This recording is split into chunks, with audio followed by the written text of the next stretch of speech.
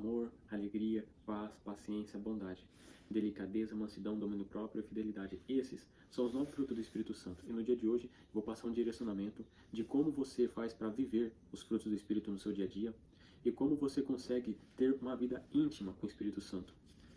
Pessoal, quando eu voltei para Cristo, um dos grandes problemas que eu tinha era me julgar e me condenar por ter sentimentos e desejos pecaminosos, por ter sentimentos e desejos imorais. Então, era uma vontade que eu tinha de xingar, era uma vontade que eu tinha de falar palavrão, de condenar, ou até mesmo, né, na questão dos desejos sexuais, e eu me condenava e me julgava muito. Mas foi aí que, estudando a palavra, estudando a Bíblia, e principalmente, né, vivendo em companhia, né, em amizade com o Espírito Santo, que eu recebi um direcionamento. Presta atenção, o problema não é sentir medo. O problema não é ter desejos pecaminosos. O problema não é quando você tem alguma vontade, algum desejo que vai contra a vontade de Deus. O problema é quando esse desejo te domina. Mas eu me julgava muito só por sentir esse desejo. E foi aí que eu entendi uma coisa. A questão não é sobre você nunca ter medo, mas é sobre você ter fé apesar do medo. A questão não é sobre você nunca ficar irritado, mas é sobre você ter mansidão apesar da irritabilidade. A questão não é você nunca sentir raiva, mas é você ter autocontrole e domínio próprio apesar da sua raiva. Então, o pecado não está em sentir alguma coisa ou ter um sentimento, mas o pecado está em se entregar a esse sentimento, permitir que ele te domine, permitir que ele tome conta das suas atitudes. E principalmente, né, o pecado está em materializar esse sentimento. Então, se um amigo teu te ofendeu e você quer devolver essa ofensa, sentir essa vontade e guardá-la em você, né, e depois entregar a Deus, está tudo certo. Agora, quando você de fato verbaliza essa ofensa, aí você pecou.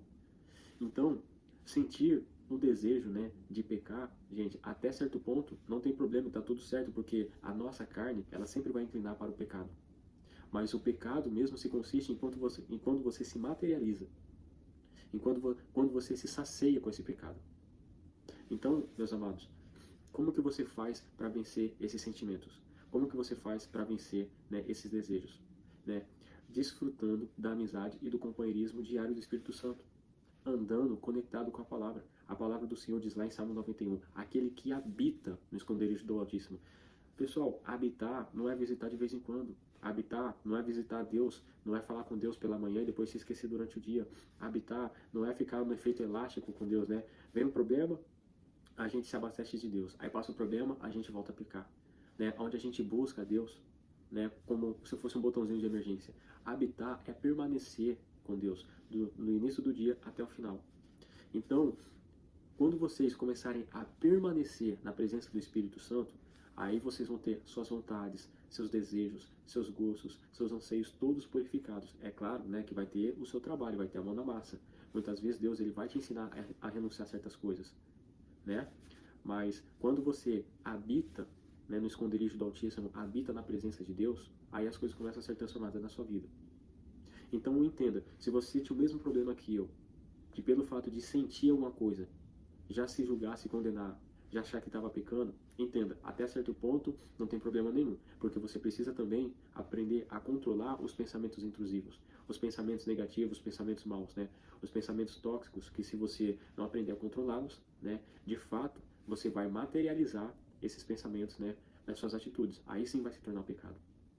Então, como que você faz para controlar? Se apegando à palavra, orando, jejuando, entendendo. Não é sobre nunca ter medo, mas sobre ter fé apesar do medo.